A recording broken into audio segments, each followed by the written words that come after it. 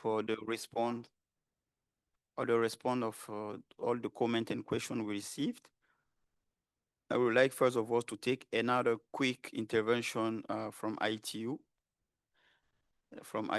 before to continue with the recap from Eric in terms of responses on what we just said. So ITU, you have 60 seconds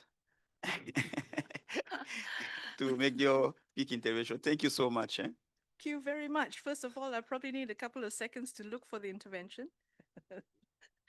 Thank you. My name is Sulina Abdullah, and I'm the Chief of Strategy and also Special Advisor to the Secretary General, who conveys her best wishes to you all.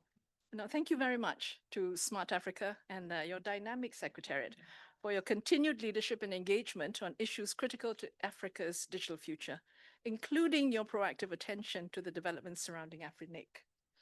As ITU SecGen Doreen Bogdan-Martin and the African Union Commissioner co-chair the Smart Africa Steering Committee, you know that they have both been following this matter closely. Now, at the recent ITU Council Working Group on Internet in September, the ITU Secretary General underscored the importance of safeguarding the integrity of critical Internet resources, such as IP addresses, while upholding the principles of openness, trust, and multi-stakeholder collaboration that underpin the global Internet, and which I note was very much a part of the earlier presentation. The statement delivered by South Africa at that meeting powerfully reminded us that AfriNIC's challenges are not just regional, they pose systemic risks to Internet stability worldwide. And the intervention, which was supported by others, called for constructive, African-led and multi-stakeholder solutions encouraging dialogue, mediation, and technical assistance to restore stability and trust. It also highlighted digital sovereignty and the right of African nations to govern their Internet resources transparently and effectively. We echo that spirit today. Strengthening Africa's Internet governance institution is vital for global Internet resilience and for inclusive, sustainable digital transformation. Thank you very much, sir. I give the floor back to you. Thank you so much for your understanding and for this insightful comment. Thank you so much. We took note on that, and really we appreciate the collaboration we have with ITU and the support you are giving to Smart Africa. Thank you so much. So now I'm going to give the floor to Mr. Eric to try to recap the responses to the question we just get. Maybe Eric, if you can just go for 4 or 5 minute max, and before to allow us to come back on the feedback we want to get from the private sector through Federation of African Digital Businesses. So, Eric, you have the floor. Thank you, Rodrigo. And thank you, dear delegates, for all the good feedback and questions that were posed before the break. Thank you also for the appreciative comments that we received during the break here. I'm very humbled by the response and that so many of you have expressed your gratitude to the work done by multiple organizations in this journey together. I will try to the best of my ability to answer some of the questions that were raised before the break. First, we had a set of questions from a gentleman from Kenya, and a lot of that was praise for the work done. There were also questions regarding the timing of implementation. What we wanted to do, we wanted this not to be not only a historic document and a milestone, but also a live document that can be worked on and updated. And for that effort, we have separated the documents in several parts. I said the first 6 documents are from the project design all the way through to the visions and the blueprint and the roadmap. This will be complemented by a timeline. This timeline needs to be worked out between the collaborating organizations, given what we have said, that this is a multi-stakeholder effort and it's not a single organization or even a troika or 3 or something like that. It's more than that that needs to work together. So please allow a little bit of time for the timeline to be worked out across these organizations. And the same goes for the question regarding the budget, that the budget needs to be worked out. Part of this will be funded with existing budgets because there are permanent organizations behind that. But of course, there's additional funding that needs to be secured. That will not be done in an instant. We have just finalized the blueprint and now the work with the budget and the milestones and the timing starts. The third question posed by the gentleman to the left here was regarding what does it mean to have a small secretariat for the CAIGA. Well, the small secretariat is meant to be operationally efficient, to synchronize the effort that are being done. The purpose of the CAIGA is not to be, of course, a new standardization committee or to replace existing bodies. It is to ensure coordination across the continent. And to do that coordination rather than, let's say, the very hard work and important work that are done in the standardization committees doesn't need a large organization. It needs a flexible, very, very extremely well-connected organization. And as it was pointed out earlier on today, Smart Africa with its connection points, with the presidents being part of the board, is very well placed to play that role of a coordinator. But it is a coordination role. It's not the standard setting role that the CAIGA is taking on. Then we had some other questions regarding the division of labor between the REX and the AU. This was posed by Robert, I think. Of course, there's a continuous, very tight collaboration between the REX and the African Union. Both the REX and the African Union is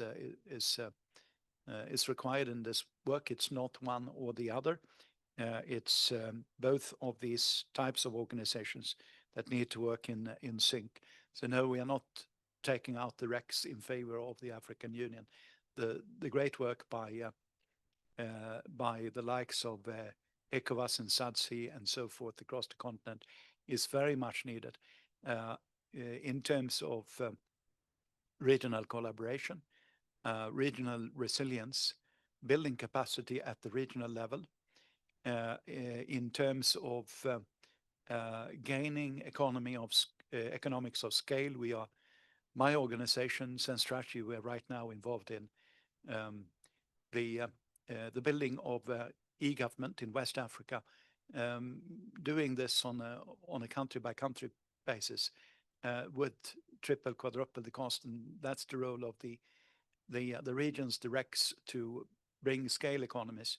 The African Union is too far to build regional economies of scale in the work that is being done, and that is indeed the purpose, one of the multiple purposes, a very important purpose of the REX, to build regional strength, resilience, and a cooperation and capacity building that most individual countries cannot afford on their own. Then we had a few other voices. Regina asked about CCLD and FTLD. There's a separate session tomorrow where we will address the connection between this blueprint, CCLDs and FTLDs. So please stay tuned for that. That's in the morning, mid-morning tomorrow. We will address these issues here at ICANN84. Then there was the question, did we have the blueprint developed and it mysteriously was hidden from view at the Prague meeting of ICANN83? Did we have it in our pockets and not revealing it to you? To that question, I can say that was not the case.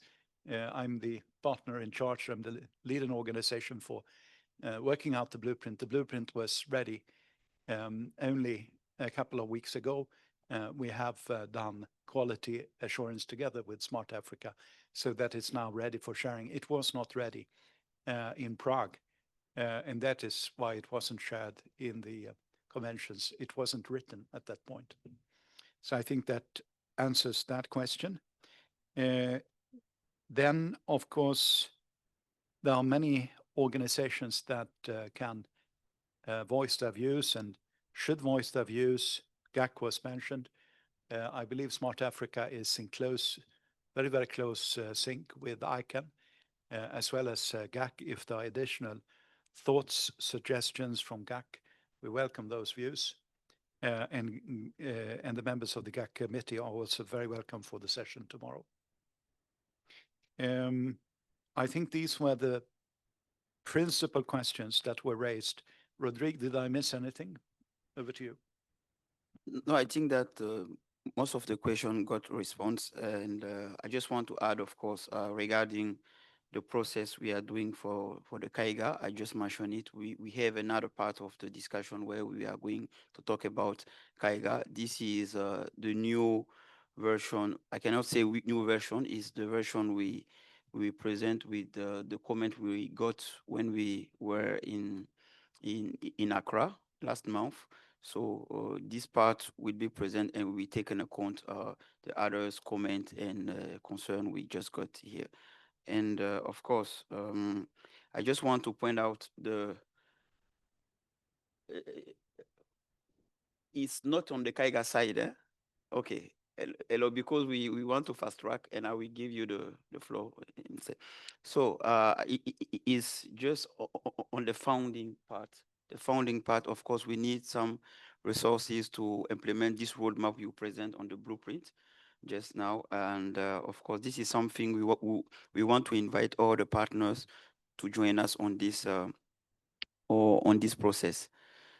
So, Christina, we are on late a bit, so just 10 seconds and we will continue. Less than 10 seconds, because you mentioned the coordination with the GAC. I just wish that all the different things that were mentioned would be shared on the Africa GAC mailing list. That's just okay. So that we can all be on the same wavelengths, because I feel I have information missing. So okay, thank you so much, and thank you for joining us this morning. Okay, so I think we addressed all the comments. We got some comment on the chat, etc. But we try to summarize the response, and we will send out, of course, this presentation, the presentation in the report of the blueprint. We put it on the drive, and some working group members already have this draft, and we will share this one to all the person registered for this meeting. Thank you so much. So we just want to take 3 minutes or 5 minutes maximum to give the floor to the private sector. They want to give their support to what we are doing for this blueprint and to see how they can support on some areas of the implementation of this blueprint. Because as I said earlier, we need resources, we need to move fast, so we need resources and the support from the private sector. So Mr. Redwan, I would like to give you the floor for your intervention. Thank you. Thank you very much. I will do fast. Thank you, Smart Africa, and for the development of the GAICA. And it's in the line of what you have said, the contribution of the private sector. The FIDB is a different organization of private sector connected with different countries. And I will present a feedback along about what you said. Next. Next slide. So the key insight from experience is that what you have said, Mr. Eric. We say blueprint, but we are also doing some digital strategy at fair success execution. It's not a vision.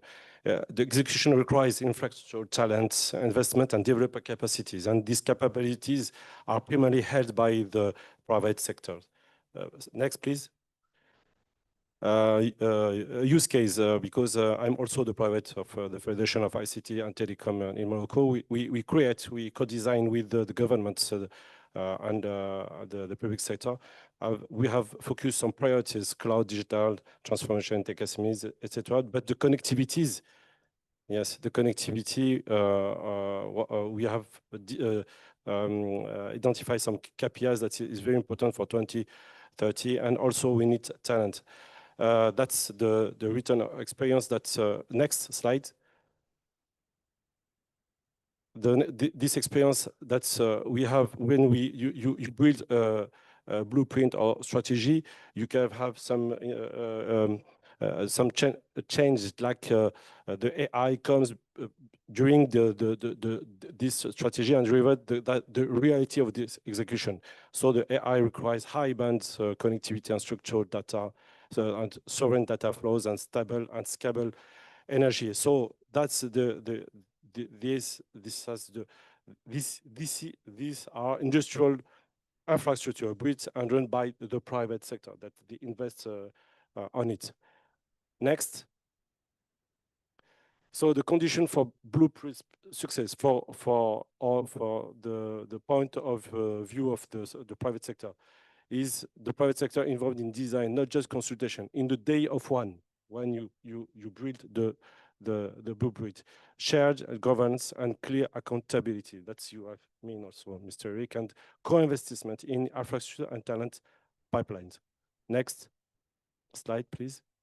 So the lesson from experience about this experience in Morocco, that the private sector does not support digital blueprints. It makes them real because we invest, and it's very important. If we design together, we deliver together. That's why we are on sur le terrain, we say in English.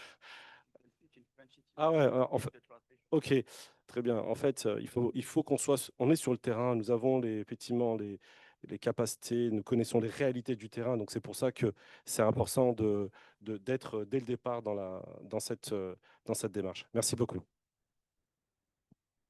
Thank you very much, Mr. Redouane, for this overview you give us on the contribution from the private sector.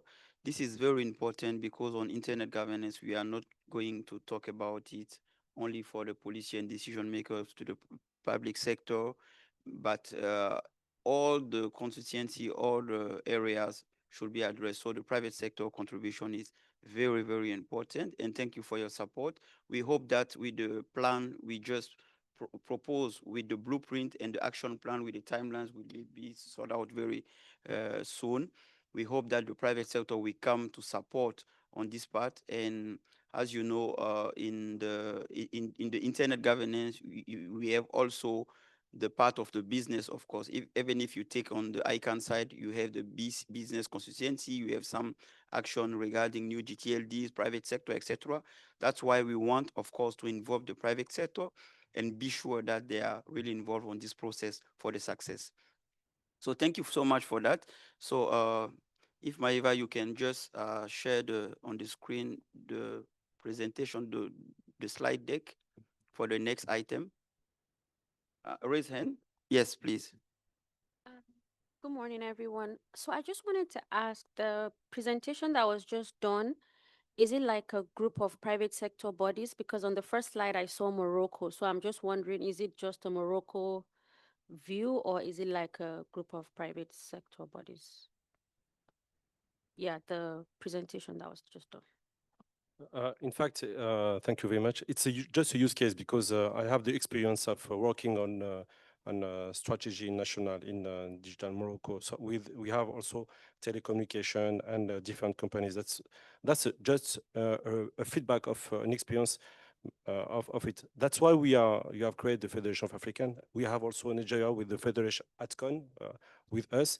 And for us, it's very important to share the experience between us because there is some opportunities, and that's the governance when there is some blueprint that is in launch. It's very important that the private sector is also on board on it. Okay.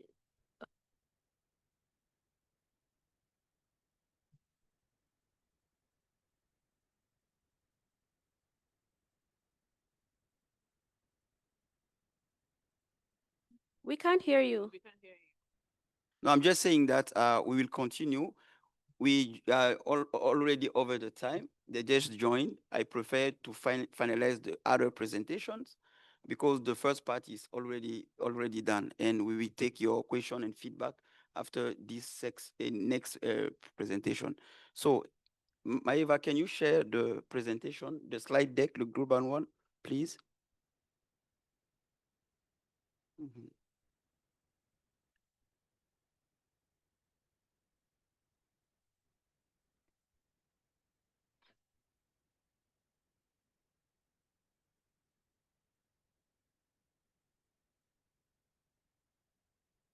Je vais partager ici. Okay. So 1 second.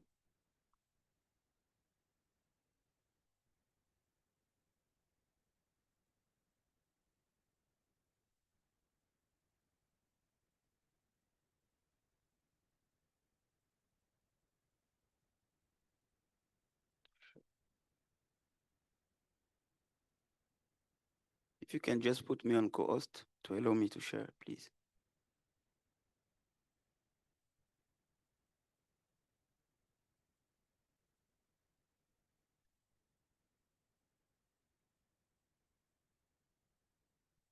Okay.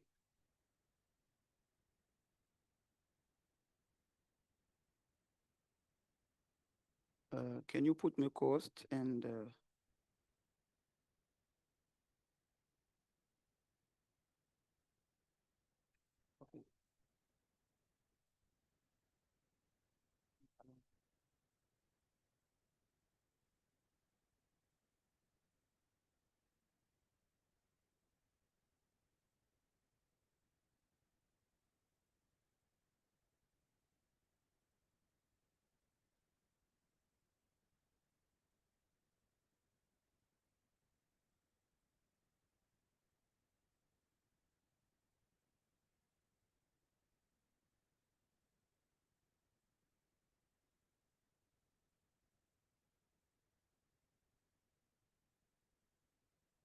Yes, sorry, for this interruption. So I will go to the next presentation regarding CAIGA. Next slide, please. Next slide, please. Yes. So now in the line of this presentation, we just finished the blueprint side, and now we are going to talk about CAIGA. This is a process. We just talked about it during the blueprint presentation, and we want to go deeply on the objective and everything, and try to see if we can get more uh, input and comment on this side to try to finalize the process. Next slide, please. So I will try to make it on maybe in 5 or 10 minutes just to allow us to get time. So the key figure really motivate us to try to go to the CAIGA side is of course some constat we made on the ecosystem in Africa. And the first one, as you know, as of May of 2025, over than 30 African countries have adopted digital law, but less than 15% are aligned with regional frameworks. And we have also some low participation of African in the regional bodies of internet governance. This is something critical. These are some main key figure we just sought out when we are presenting the blueprint as well. So I don't want to go deeply on this slide because we already talked about it, because everything is very linked with what you did on the blueprint side, because blueprint is addressing the overall process, and CAIGA is part of the axis we identify. And you can see here like more than 30% of critical digital services outside Africa. This is another key figure, very important to point out here. So a few IXPs carry measure traffic. Many DNS routes depend on external path, and 60% of CCTLD are host abroad, highlighting urgent need for continental coordination. So these are the main key figure, and of course, maybe we have more, but this is some key figure we just identify to justify, of course, the creation of this CAIGA. And this is very linked again with the blueprint process we just present. So next slide, please. So yes, I think that based on this key figure, of course, we can identify some key challenge and opportunities. And the main opportunity, I think, we are going to focus, and probably you saw it during the presentation from Eric on the blueprint side. This is the need to cohesive approach through the Pan-African blueprint on internet governance to try to develop a unified vision aligned with African value and strategic interest. And of course, to engage some key platform to try to structure a mechanism of coordination. This is very important, is another opportunity. And of course, for everything, it's very important to sort out the capacity building. Here for Smart Africa, the vehicle for this capacity building is SADA, and we are trying to see how we can launch some big programs on the capacity building side and webinars.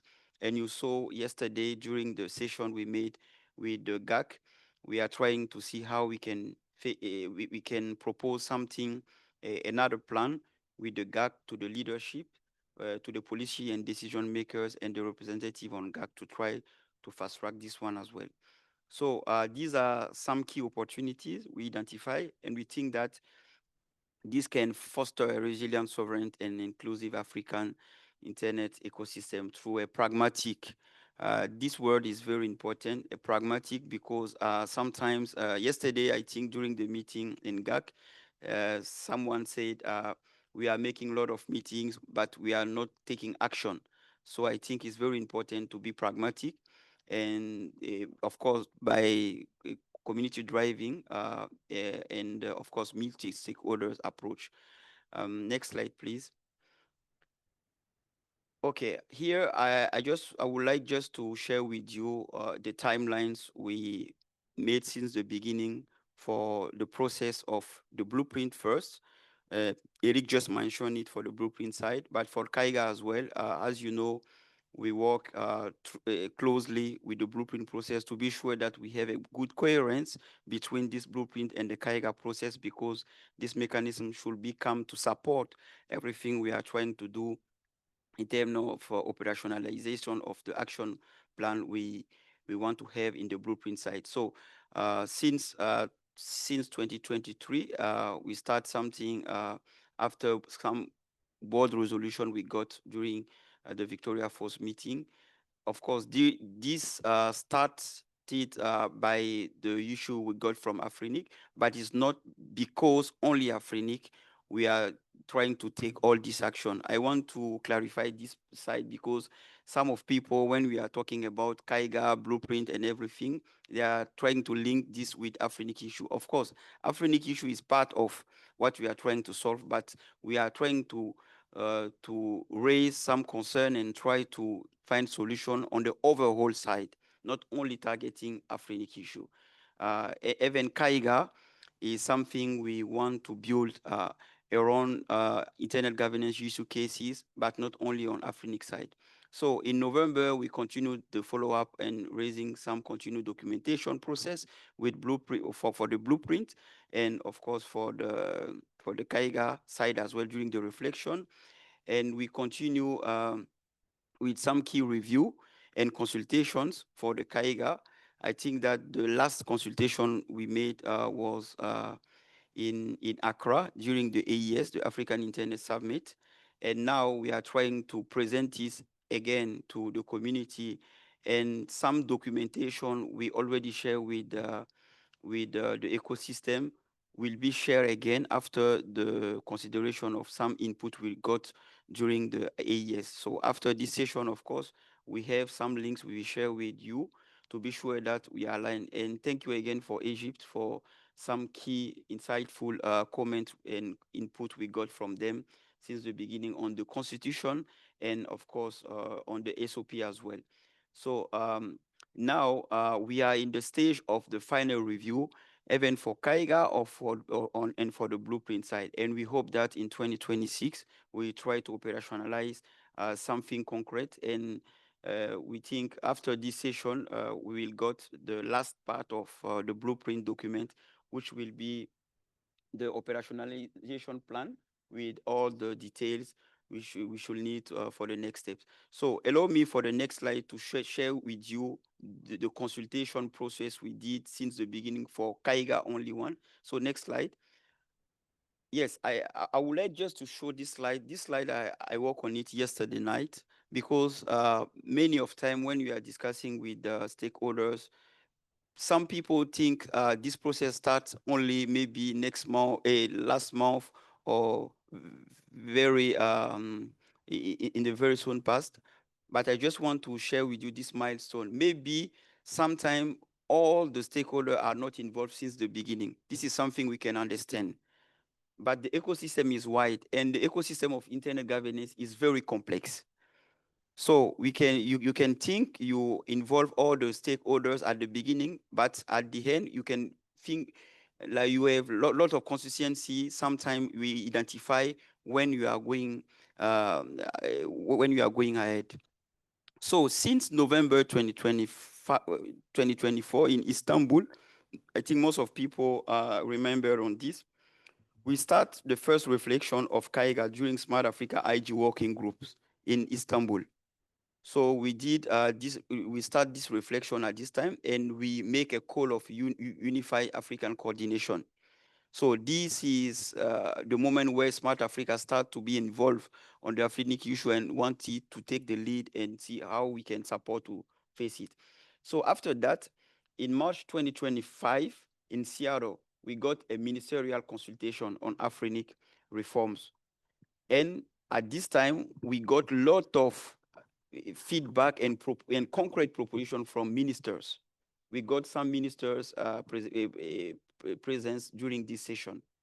And in April, May 2025, we got others online consultation with the CAI is the Council of African Regulators, and some ministerial session online to try to discuss on African issue and try to see how we can have a global solution. And we got some endorsement from the ministers for this CAIGA principle, political and regulatory backing secure. Most of minister told us really, I think that we can share all the report of this session to the ecosystem to let them know what we discussed during this ministerial session and these CAR meetings, to let them know the recommendation we got from minister and the regulator. This is very important. And during the meeting in Prague in June 2025, we got another consultation to refine the governance and architecture because we got some insightful feedbacks from the community, and we try to see how we can build this framework of CAIGA with the community.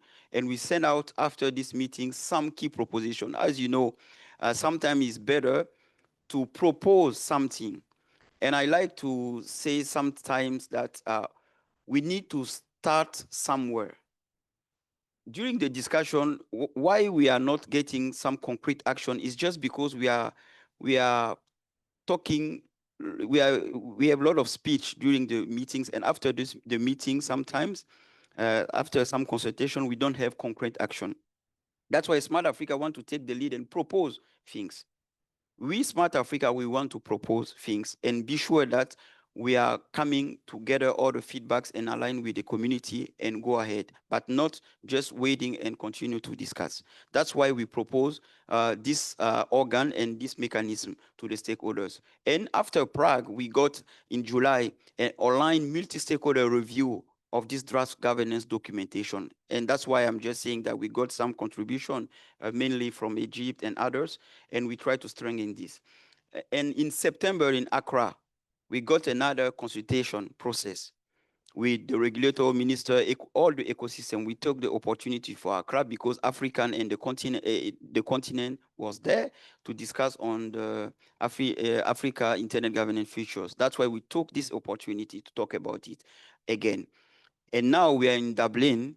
We are going to talk about, of course, in Dublin, we have two opportunities to, of course, share the report of the blueprint. This is, we already did during 1 hour in the past half part of the session. But now we want to talk, of course, this CAIGA CAIGA1 again to get others' feedback from the community to be sure that we have a consensus. This is very important. So I just worked on this slide yesterday because I got some discussion with some stakeholder members, and I would like just to share with you and to let you know this process starts since November 2024, and we got a lot of key milestones since the beginning. So next slide, please, Mariva. Yes, so allow me to come back quickly on CAIGA proposal. We have four main purpose. The first one is, of course, the strategic representation. You will see that this is something very linked with what Eric just said in the blueprint in the blueprint content and the structure of the blueprint and the axes we want to target. We want to sort out for this blueprint in term of action plan. So the first one is the strategic representation. The second one is the inclusive governance framework, like CAIGA and others. The infrastructure sovereignty. This is another axis we present on the blueprint side, and the public-private sector collaboration. That's why I try to see if we can get some thoughts from the private sector regroupment across the continent. This is very important. And of course, the cyber diplomacy and the global influence. So all these things will allow this council to define Africa's strategy objective in the global internet governance, support the creation of inclusive governance framework, advocate for African control over key infrastructure, foster stakeholders collaboration, and lead Africa's cyber diplomacy measured by increased representation, strategic initiative, infrastructure project, and global influence. This is the purpose. Next slide, please. Yes, this slide is just to share with you the global governance structure. Of course, just to let you know, here I didn't delete the authorities because in the beginning we put Council of African Internet Governance Authorities, but during the discussion we got some feedback, and now we are going to call this CAIGA as Council of African Internet Governance Agencies. This is a new name, just to let you know that we already get some feedback and discuss and see what could be much better for the community. So I didn't delete it, just to let you know and to remind you the past. So this is the global structure of CAIGA into Smart Africa global structure, governance structure. This slide just to let you know, CAIGA is not coming to replace anything. CAIGA is Smart Africa organ. In Smart Africa, we have a lot of organs. We have ANCA for the cybersecurity authorities. We have African Artificial Intelligence Council. You have the Council of ICT Minister. You have a lot. So CAIGA is coming as another organ in Smart Africa side to allow us to continue this overview and this support to the community, but not like an organ's coming to replace what we already have. We are here to support and gather all the feedbacks to see how we can continue to support and be faced on some issue we got as what you saw during Afrinic issue. This slide is very important because we got a lot of confusion. We got a lot of comments on LinkedIn, Facebook. A lot of people are talking about this, but it's normal. This is what we want, to have some feedback, discussion, and be sure that we are in the good way. Next slide, please.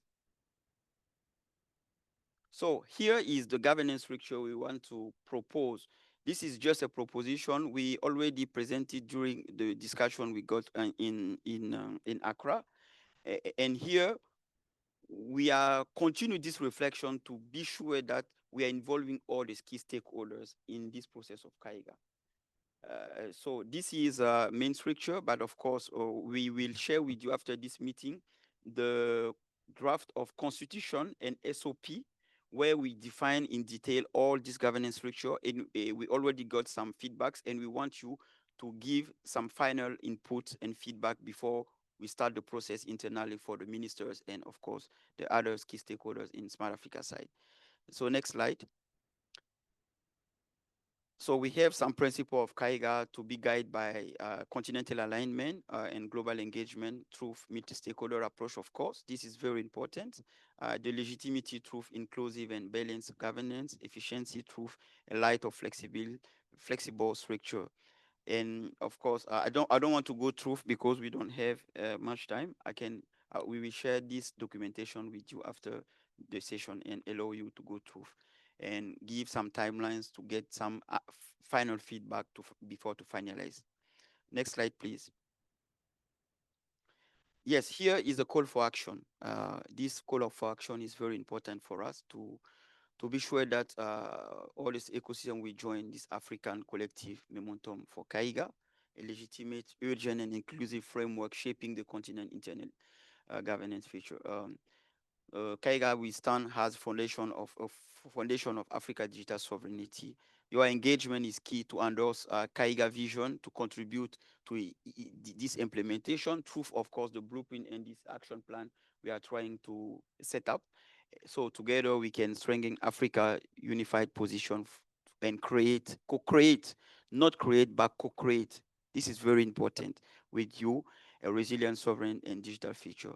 So thank you very much. I think it's the next slide on this presentation.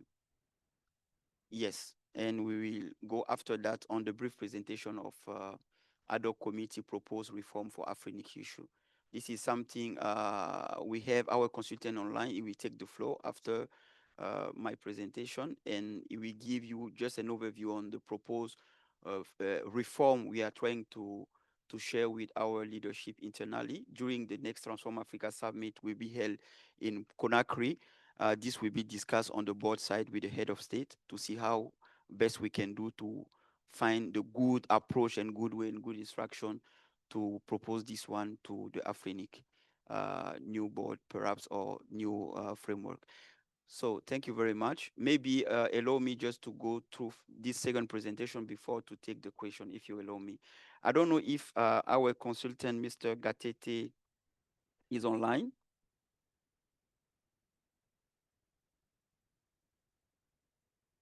Maybe we,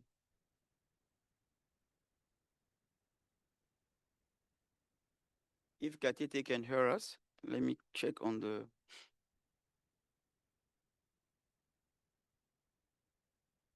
it's not online. I don't think he's online.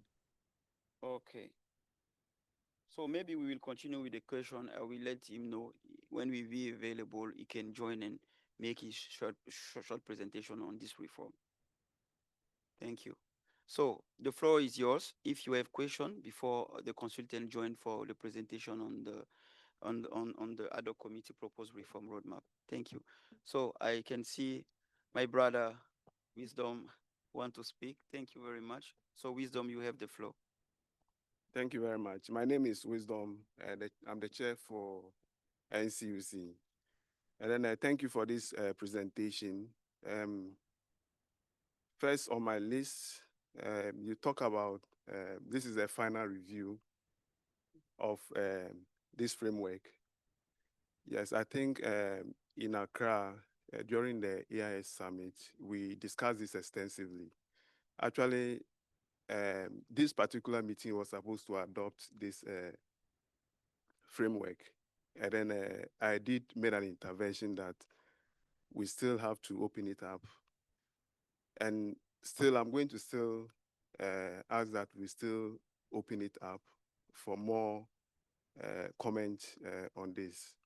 I'm saying this because the WHOIS review is going to be concluded in December at the UN level. And then that is where the UN is going to either decide whether the IGF mandate is going to continue or not. So it was based on this that I did that recommendation in Accra, and I'm still going to do that same for this meeting, that we should wait for the outcome of the WHOIS process. Then after, maybe we can get more ingredients to add to this and finalize it and make it a holistic something that will everybody will be happy with. So there is still another event coming up in Accra, which is the Africa DNS Forum, and also the Africa ICANN engagement, I think December 9 and 10. Yes, and coalition. So I think this window should still be open. And then, if possible, another consultation should be done in that meeting to reach out to the wider audience. And if possible, I also request that you consult on the IGF Secretariat to also, I'm talking about the UN IGF Secretariat itself.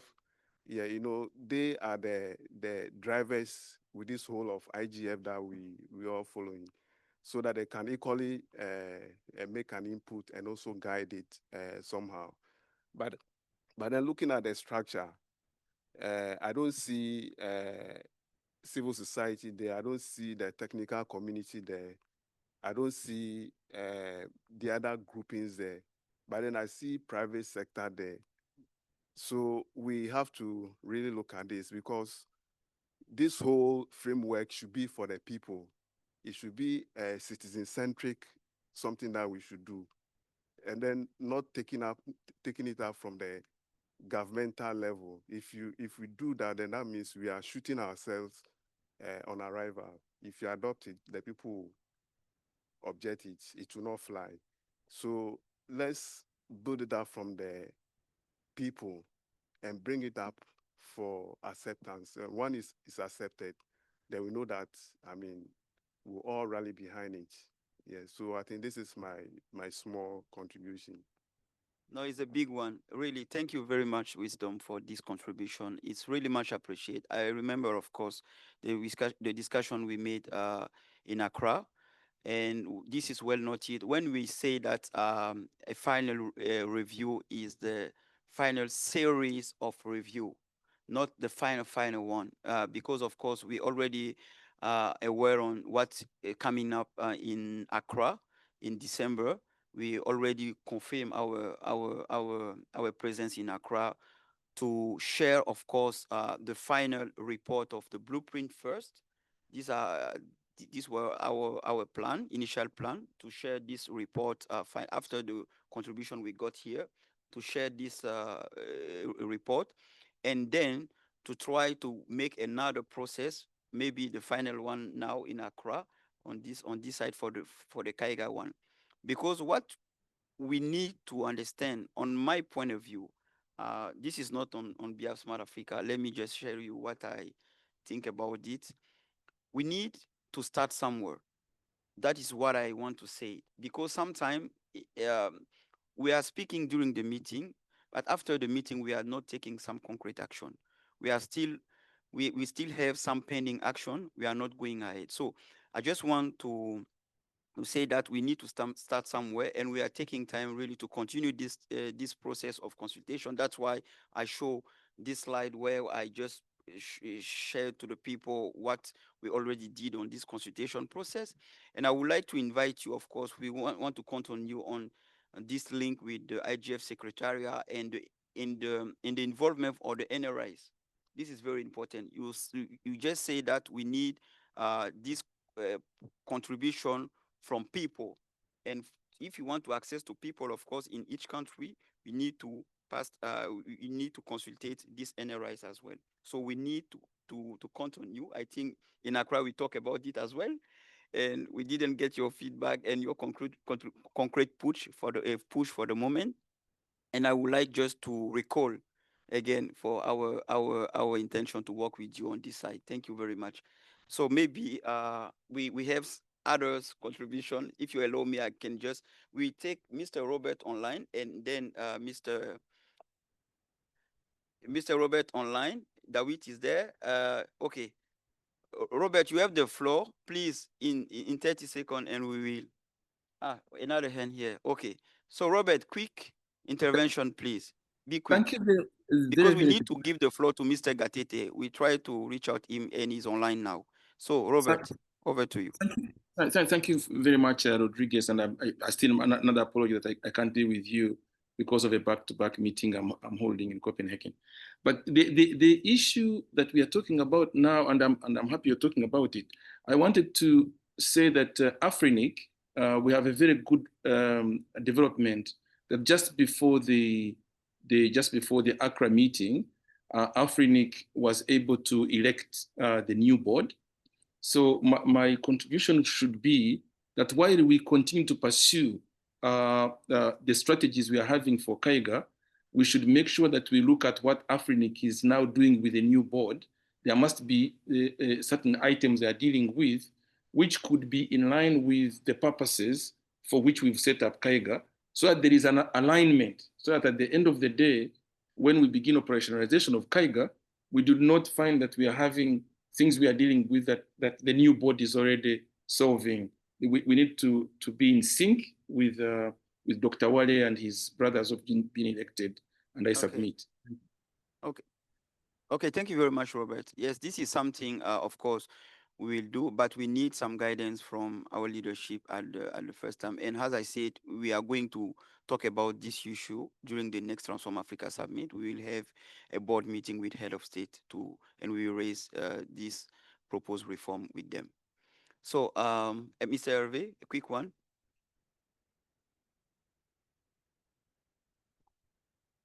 Okay, hello. My question is for Mr. Redouane. I got Mr. Redouane speaks French, yes? So, yeah, so let me ask him in French. Ok, Monsieur Redouane, en fait, dans votre présentation, il y a plein de choses que je n'ai pas vraiment compris. Vous êtes oui, voilà. Vous êtes président d'une fédération d'associations d'entreprises privées, on va dire ça comme ça.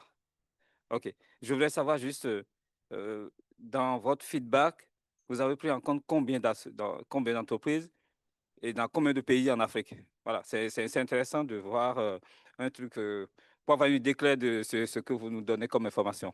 Voilà, merci. Il n'y a pas de souci. En fait, la fédération africaine, ce sont des fédérations, okay, comme celles que nous avons au Maroc. Moi, au Maroc, je suis président aussi de la fédération marocaine. Je suis aussi président de la fédération marocaine. Et donc, on a 300 entreprises et qui emploient plus de 130 000 personnes. On a donc 8 pays fondateurs. Donc, on a le Nigeria, le Rwanda, Djibouti, Guinée-Conakry, Congo-Brazzaville, Cameroun, Côte d'Ivoire qui se sont réunis, on est 8. Et d'autres qui ont proposé leur adhésion, notamment il y a le Ghana, il y a aussi le Mali. Ils ont proposé leur adhésion, donc on va les intégrer. L'idée, ce sont deux entreprises privées du secteur. Ce sont des opérateurs. Ah oui. Ok, ce sont des opérateurs, ce sont des entreprises qui opèrent sur le secteur privé, qui font du câblage ou qui ont des solutions de cybersécurité. L'idée, c'est vraiment, ce sont des entreprises tech africaines. Et notre objectif était tout simplement de se réunir, partager les bonnes pratiques et collaborer ensemble. On sait qu'il y a beaucoup de choses qui se font, notamment on est intéressé d'être partie prenante et de voir ce qui se passe, parce que quand on met en place un schéma directeur ou une stratégie, c'est bien d'avoir le secteur privé. Je suis d'accord avec monsieur, notamment sur la société civile, effectivement, toutes les parties prenantes. Et l'approche de Smart Africa, c'est de fédérer, c'est de co-créer. Et c'est pour ça que nous sommes là, pour effectivement participer, être là pour orienter, avec notre point de vue, du privé, parce que nous investissons aussi, notamment quand il y a des orientations. Et c'est vraiment dans cet esprit-là. Merci. Okay, thank you very much. I think I will just take. Okay, David. Okay, just a few seconds because you have the floor on the slide Yeah, deck. but it will be on something else. Yes, of course. Yeah. Yeah, So, quick one. first of all, thank you, Smart Africa, for trying to bring Africa together on internet governance. I think it's important that Africa's voice on internet governance is really felt around the world. However, I have many concerns that align with what have been said by Wisdom and the Nigerian participants there and others. So I won't repeat everything, but it is critical that we all, the multi-stakeholder model is really, it follows the multi-stakeholder model. And I don't feel that in CAIGA. CAIGA is very much government-centered, and the internet is what it is because of the multi-stakeholder model of governance. I don't see the technical community, I don't see the civil society, etc. So I think there is something to be done. However, if CAIGA is to bring together governments in internet governance, that's fine. So this is something that will have to be clarified. The other thing is complete, well, it forgot about the IGF. It is important that the relationship with the IGF is clarified because the IGF is important and it is very likely that it will continue, and that is not at all clear. And I agree with some of the comments that says, have these organizations that have been cited there really agreed to be there? For example, the African Union. I don't know. That is something that will have to be clarified. Thank you.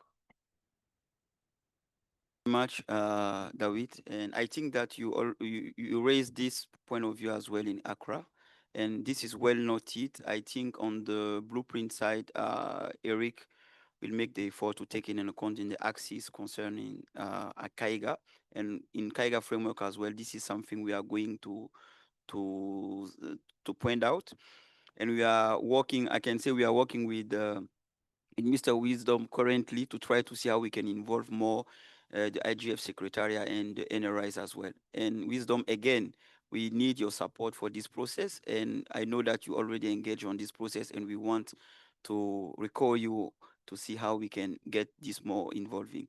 So I just want to say finally that this process on the multi-stakeholderism approach, this is something really we want to make. It's not for government.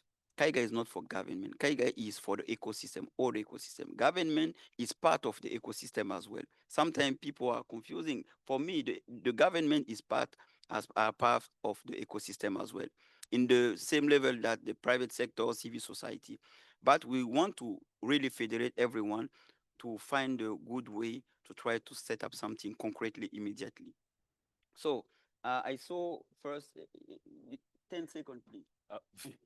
Thank you. Yeah, because we have our consultant online, she will make his presentation on the reforms. Understandable. Thank you. My name is Chimdi Igwe. I am a researcher in cybersecurity at University College London. I sort of echo the previous comments by some of the previous speakers. I appreciate that Smart Africa is doing this work and trying to get something going forward.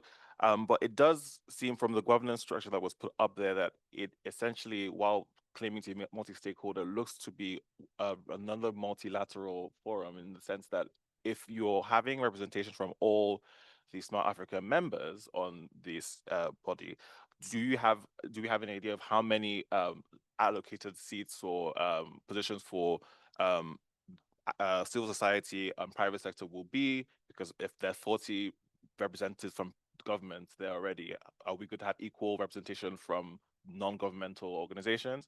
And also, I'm curious as to whether specifically, I know civil society has been mentioned, but is there a specific inclusion for academia? I have been noting that we've been talking with this session and last session, there was a note for how the data that well, we had the survey that came up, for example, yesterday that we were discussing, and I'm curious as to whether space were made for example, international legal scholars to be involved with CAIGA. We saw with the open-ended working group process that just ended, many of the African delegations did know that they had limited capacity to engage, and I wonder if we can then start to foment that within the continent through CAIGA. And just finally, I'm also wondering whether, or you can, when you mentioned the nominations for positions, who is doing the nominations? Are we reaching out to regional and national IGFs? Who exactly is putting forward the candidates, or will be putting forward the candidates for CAIGA roles? Thank you. Yes, thank you very much. Allow me just to take all the questions and respond at the end, just to allow us to get more time. But don't forget that we have the presentation on the reforms. This is very important as well, and we need to move ahead. So 10 seconds. Yes, so I just wanted to come back to what Wisdom said earlier, right? And everyone else. Now, for the internet governance, right? Beyond it being multi-stakeholder, internet governance is also bottom-up approach. So it's not an ecosystem where you have someone that comes up with a document and you get feedback from people. For internet governance, the community comes up with a framework, the community comes up with a guideline, and everyone contributes into it, which is what Wisdom was saying. Now the document has to be open. I don't know if you followed the WSIS plus 20 zero draft. Now the zero draft consisted of input from the entire globe. People contributed, people gave their comments. So it would really be key if this document is opened up to everyone to give their comments, whether it's in a live document that will be tracked, whether it's in a document that everybody will give their input, because the timeline is a bit, too tight to say we're doing review here, endorsement there. That's number one. Number two, I just wanted to add that sorry, during the consultation where you said road to the framework, road to the blueprint, every single thing up there was done during an ICANN meeting. Every single thing up there was done with the government, right? There was no consultation with private sector. There was no consultation at any global or regional or sub-regional IGF or any other meeting. The audience at ICANN is different from the audience at IGF, is different from the audience at AIS. So there are a lot of people that if you talk to them about this, they have no idea what this is, but they are in the IG ecosystem. So I just wanted to mention that so that you take note of these other audiences and not just like a niche ICANN ecosystem. Yeah, thank you. Thank you so much for this. So maybe last one, Christina, because the consultant is waiting online to make his presentation. So 5 seconds, and it will take Gatete online. 5 Sorry. seconds. Can you hear me? Yes, we can hear you, Okay, Christine. wonderful. So I'd like to join other colleagues who have spoken, Dawit, with, yeah, is this better? Okay, so I'd like to join colleagues who have spoken about the bottom-up approach, about the multi-stakeholder approach. And I think one key point about CAIGA, and I do appreciate the efforts that Smart Africa is putting into that, the work of the consultant, I really do appreciate it. I think what we need in Africa is not someone that will speak on behalf or will lead, because we have many of those. We need someone that will coordinate, will aware, will bring people together, and will be inclusive and will be bottom up. So if we can work out of this wonderful CAIGA initiative something where all of us come to the table, where all the different venues where we meet, be it ICANN, be it IGFs, be it at our NRIs, we exchange through CAIGA a repository of information. We have all the topics discussed there. We form working groups there to discuss more. I think this will be very useful, and it will go beyond the problems of who is leading and who's doing what and what is the decision-making process. So our advice, and we've mentioned that before, let's not overcomplicate with a very heavy constitution, with so many roles and bodies, and let's just keep it open, bottom-up, and multi-stakeholder. Thank you. Good. Thank you so much. No, Bashar, we will stop it at this. We have the opportunity to talk. If you allow me, Mr. Michel, to yes, we will just come back to you after the Gatete presentation. So, Gatete, if you can hear us, can you confirm you can hear us? Yes, I can hear you. Hello, everyone. Yes, hello, Gatete. We can hear you. Please, if you can give a summary of what we are going to propose in terms of reforms for Afrinic, it will be very great for the audience. Thank you. I'm seeing that the presentation is already up there, but is it necessary that because I see everybody's keen to no, one if you can just summarize and speaking, it will be fine. Yes. Perfect. So everybody in the room is keen on one thing. It's consultation. It's due consultation, and I agree with them, because all these institutions belong to all of you. Government is the last person to own this. This is normally owned by the private sector and the civil society. and the academia, as I heard my colleague saying. So in our process of reform, we made sure we consulted a sampled group of people. We did not consult everyone as we couldn't, but we had around 30 people consulted of various sectors in order to come up with the reforms that we suggested to the Smart Africa group. And what are these reforms? What were the problems in the first place? The problems were that Afrinic had been, you know what they call it in South Africa, state capture. It had been state captured. Someone had taken over. The accounts of the institution were frozen. The institution was dragged into court. It had spent too much time in court, and it was unable to deliver on its mission, which is to allocate IP addresses and to promote internet integration into Africa. So we came in to see whether we could do reforms. And so this is the kind of things that we suggested. So in the reforms, we suggested that Afrinic, first of all, Afrinic's bylaws be changed to accommodate reforms, to give Afrinic, for example, a status of immunity that allows it to be immune from third-party lawsuits and people who can access and threaten its resources and so on. And this was to be done through a host country agreement, like other international institutions have, between Afrinic and the government, either of Mauritius or any other government in Africa. Option 2 was to ensure, so option 1 was to ensure that Afrinic receives how do you call it, immunity status in Mauritius. Option 2 was to, if this is not possible, to relocate Afrinic to a third country where they will now sign this agreement with that country prior to moving, so that they can sign a host agreement that accords to Afrinic communities and privileges of international organizations. And if all this is not possible, to dissolve Afrinic in its current legal form as a company of Mauritian status, a statute, and start it in a third country again. So these were the 3 major reforms for Afrinic status as an institution.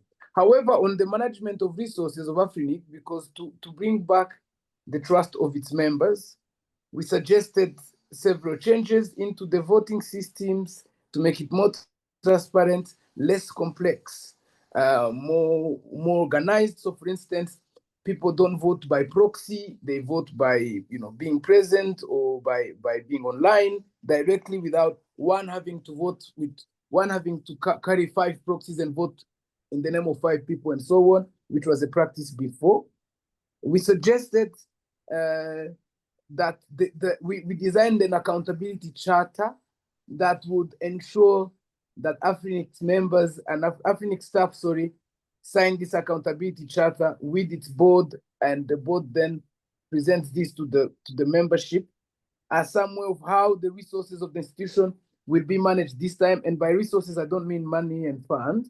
I mean mainly the IP addresses are allocated in a transparent fashion, and no institution can come and take a big bulk of them without prior consultations and channels.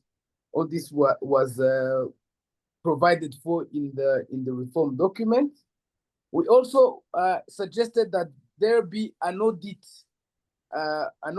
body in the board of Afrinic, because Afrinic, the way it's in its current status, the bylaws do not provide for a systematic annual internal audit mechanism. So if you look at the reforms that we suggested, this mainly was to clarify the roles of the board, to ensure that the board is not micromanaging the daily activities of the executive secretariat. So this was to redefine the institutions, to strengthen them, and to make them more flexible to work efficiently. So these are the main reforms, Rodrigue. If I don't go into detail, and I hope people have seen the presentation, if I do it quickly, these are the reforms that we suggested that Afrinic have in the future. And now we have a brand new board. So I'm excited that they have their work cut out for them. But if you have any questions, I'm ready to answer. Yes, thank you very much, Gatete. Yes, I think that we have some slides regarding, of course, these proposed reforms, and this is something we will share with the stakeholders. We didn't put it here on the slide deck, but we will share this with the stakeholders after this meeting. And thank you so much for this proposal. I hope that on the room people hear more about these proposed reforms Smart Africa is trying to share and see how we can push to get a decision from board and other stakeholders and see how we can support the board of Afrinic to take a good and right decision in the future. So this is the before to move to the next presentation will be done by David Bekele from Internet Society for the YSIS Plus 20, the contribution from ISOC, and of course, with the support from Smart Africa. Indeed, I will just give the floor to the remaining hands we got in the room. And so, Mr. Vincent. Rodrigue, can I say something? Yes, please. Quick one. Just a quick one. I wanted to also highlight to people that in these reforms, we did a comparative study of other RIRs that exist in other continents, in Europe, in Latin America, in North America, and we did a comparative and took the best practices. We did basically a hybrid suggestion of the best practices of all other institutions. That's what we suggested to Afrinic. Thank you. That's what I wanted to add. Okay, thank you very much, Gatete. This is well noted. And as I said, we have some documentation and the summary of what you did in the consultant side, and we will share this to the audience. Thank you so much. So, Mr. Vincent, you want to say something? Quick one. Thank you, and thank you to the presenters. I just wanted to, because there's been a lot of discussion about consultations and the multi-stakeholder model. My understanding is that CAIGA is not here to replace existing internet governance models, but more so to organize African governments around some of the issues. Now, when you look at it, one of the reasons we find ourselves, and I'm saying one of the reasons we find ourselves with the African situation is because of limited government involvement. I doubt the situation would have been the same if there was an organized way of bringing together government towards African internet resource management issues. And that's where I think CAIGA is coming from. At the global level, governments are organized at the ICANN level through the GAC, the Government Advisory Committee. At the WSIS level and the IGF level, there is a multi-stakeholder advisory group where governments are involved. But in the African setting, we have a problem because while internet resources are critical infrastructure, there's been very limited involvement of governments, especially when it comes to African issues. And I think that's one of the motivations we have for CAIGA.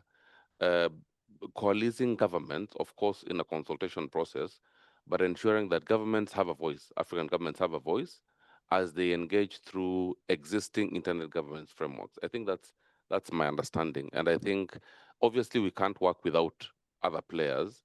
And it's good that you're getting feedback that you need to lay out a proper. I saw the roadmap you presented. Perhaps, and this is feedback that you're getting from this forum, perhaps you can go and develop a kind of like a stakeholder engagement strategy or roadmap that covers the key sectors before this goes, because from the roadmap it says it's a final consultation. I doubt it should be the final consultation from what I'm hearing in the room. But ultimately this, and when I'm looking at what Smart Africa and the foundation of Smart Africa, it will be of paramount importance. We need to focus on ensuring that African governments are brought together to handle not just the global issues, because we are very good globally, but we have a problem back home. So we need to solve that problem, if you ask me. Thank you. And thank you so much, Vincent, for this insightful proposition. I think your proposition in the stakeholders engagement plan or something like this is something, of course, we are going to take in account on the blueprint, find a operationalization plan which we mentioned this morning. And thank you so much for this proposition.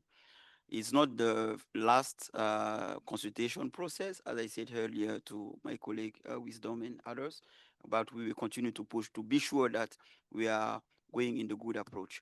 So I don't see any other hands raised, but allow us to go through because we just left 10 minutes and we have other items to go. We don't have enough time. I'm sorry, but we will get back to you for 1 minute intervention after the next slide present. So next slide, please, Maeva. We can go to the next one to Mr. David Bekele.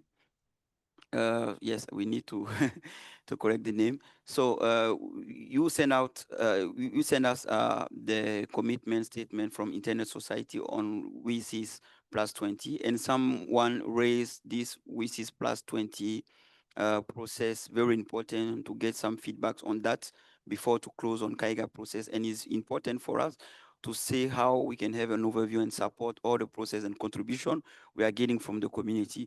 And one of these contribution, a very important contribution is what we got from Internet Society. Very, very, very useful. And I want Mr. Bekele to go through this in 5 minutes max to share with us this thought and allow us just to see how we can align on this. Thank you so much, David, to be there. Thank you. Is it possible to share? Okay.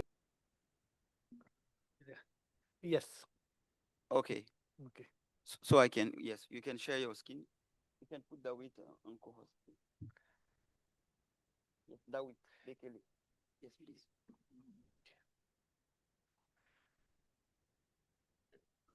Okay. Thank you.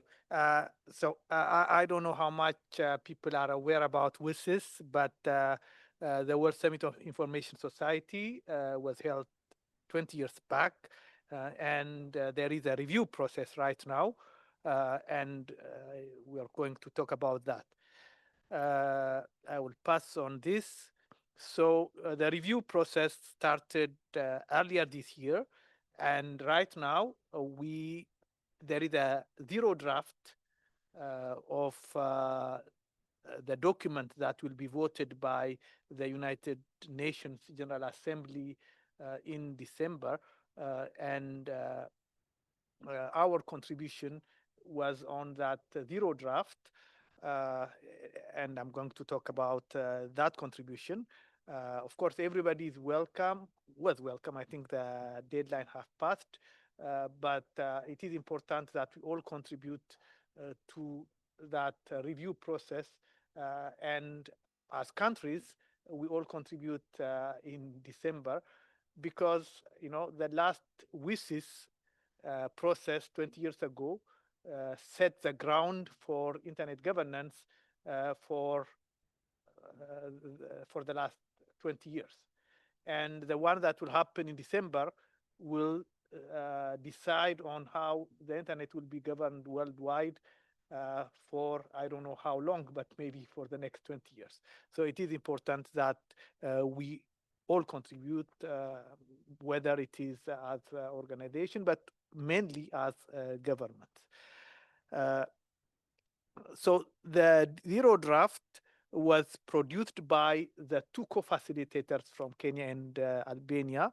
It was submitted on August 29, and ISOC, as a stakeholder, produced its feedback in the form of metrics that I'll be very happy to share. Anyone interested in the detailed feedback can ask me, and I will be happy to send her or him the link. So the zero draft has, well, I'm not going to talk much about the sections, but we believe that it is a good document. It has a balanced commitment to the multi-stakeholder process, while recognizing the existence of multilateral fora. It calls for a permanent IGF, reaffirms the internet governance definition contained in the Tunis agenda, etc. So it calls for the strengthened reviews. It calls for a WSIS plus 30 review 2025. Okay, since I don't have time, I will go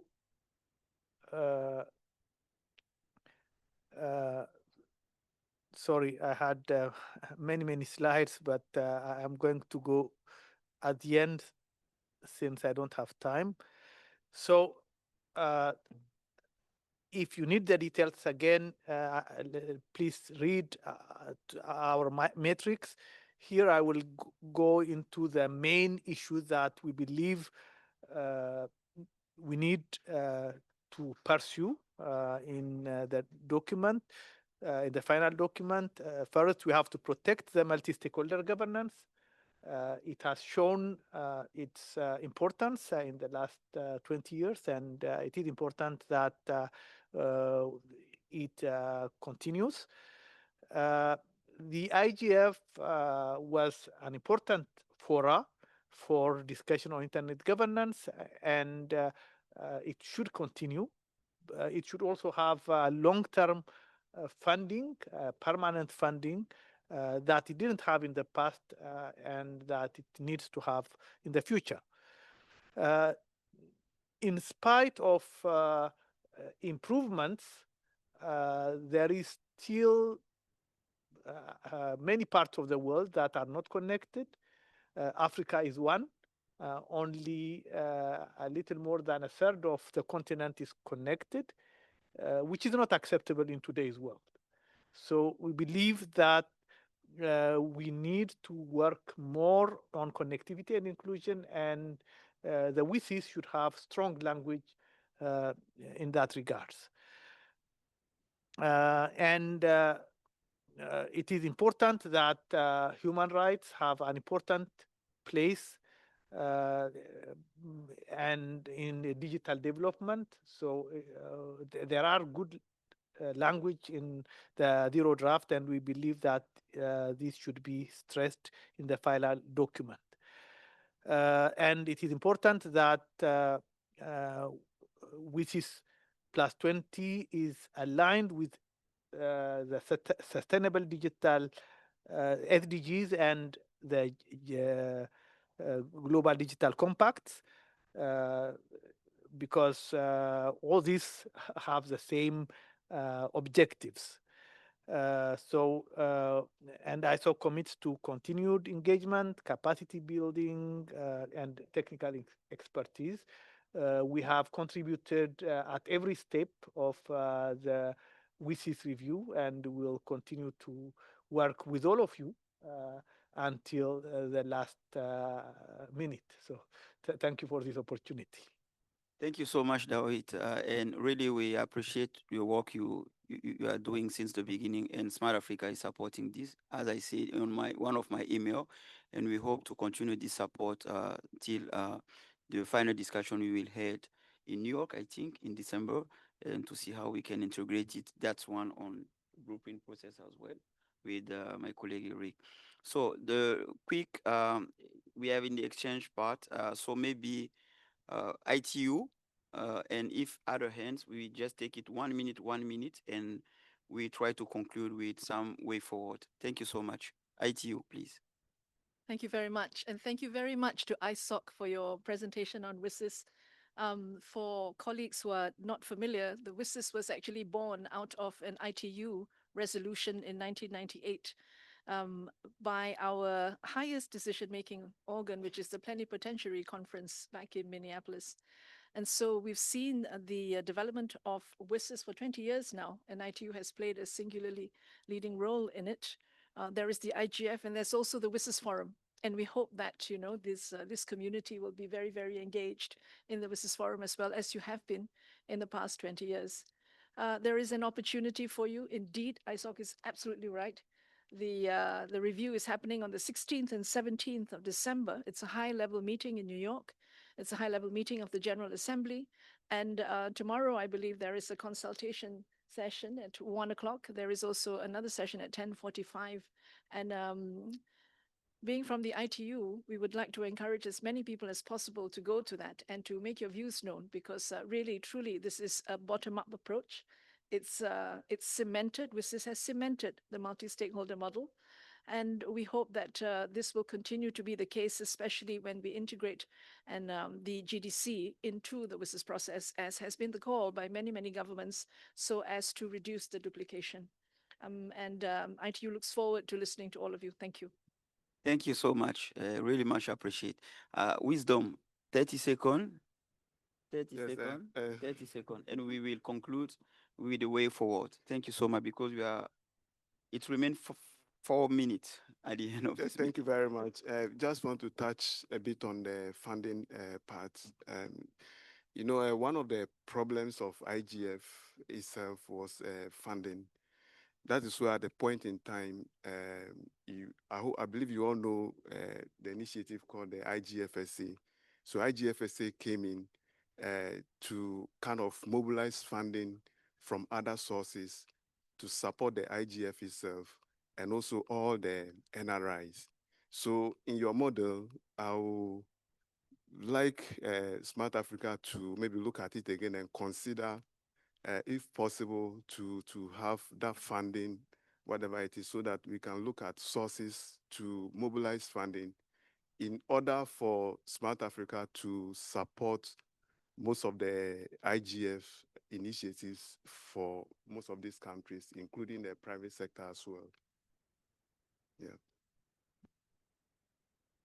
We have the private sector as well involved, and we hope that my friend will get this found for us. Thank you so much. And internet society as well. Thank you so much. And so 30 seconds, Yaovi. 30 seconds, Yawi speaking. I want to speak on my own behalf. We talk about the review 20 years. So personally, if I'm talking personally, we have to all, when we go back and colleagues online, after 20 years, when we talk about Internet Governance Forum, are we really taking this word Internet Governance Forum? Because I have been in many countries, anytime we talk about annual IDF, usually 3 or 4 people, or you see the same people, you don't see all the stakeholders in that meeting. So when we talk about this review, we don't have to look at the global level. We have to go back to our countries. After 20 years, what are we doing? When we talk about IDF in our country, are we sure that everyone knows what we are talking about? Are we having these people? I think that is a very key point. And then once we understand this funding aspect, we can find it from our countries. I'm sure that in our countries, when everyone understands what is IDF, we'll have money for that. I'm sure that the money is not the issue. So once we are able from our countries to find money to organize IDF, I think we'll solve many issues. That is the first one, a personal one. The second one, we have a meeting on Monday here on level 3 from 10:45 to 12. And then we have the Africa space on Wednesday. So I want to share this information. Thank you so much. Thank you so much. And we'll be there. Thank you, Yaovi. I saw Christina, or I saw another raise hand. No. 30 seconds? Very quick. 15 and 15 seconds as well. 15 seconds. I think it's smaller every time. So just a very, very important yes, please, issue. Please. It's about Afrinic and the presentation that was made by Mr. Gatiti, the consultant. I think it's a pity that this was not received by GAC. Rodriguez? Sorry. I think it's a pity that the recommendations that are shared or will be shared with the Afrinic new elected board are not shared with the GAC Africa members list. Okay. And this is very important. We're sitting here at ICANN. We are doing all those meetings, always at ICANN meetings. It's very important to keep the government representatives from Africa involved in a topic that is ICANN related. Thank you. Yeah. And I totally agree with you. Even if sometimes when you are sharing on this list, you don't have many reactivities, but of course, we try to make it. Maybe Regina first and you. Regina, a quick one. She has something to say. Thank you very much. Just a small note, what was said for the next meeting tomorrow. Actually, you are all invited already for 10:15 to have a networking coffee. So right after the welcome ceremony, please come to this room at 10:15. We have here a coffee break meant for the participants to mingle and network. Thank you very much. Thank you so much. So before to close, 10 seconds, and after that, I want us to make a family photo. I just wanted to note, so for the Afrinic reforms presentation, he didn't make mention of the ICP2 document. So I just wanted to confirm, has that been consulted? And if not, I think it needs to be part of whatever presentation was Yes, presented. definitely. He forget to mention it, but we are working on that. And the other committee will make a proposition in few days. Thank you so much. So can you come back? We are going to close the meeting infinitely. Time is over. And thank you so much to joining us on this meeting. I think we will work on the report with the consultant and share with you all. Please come join us on behind for the family photo. Thank you very much, team in Dublin.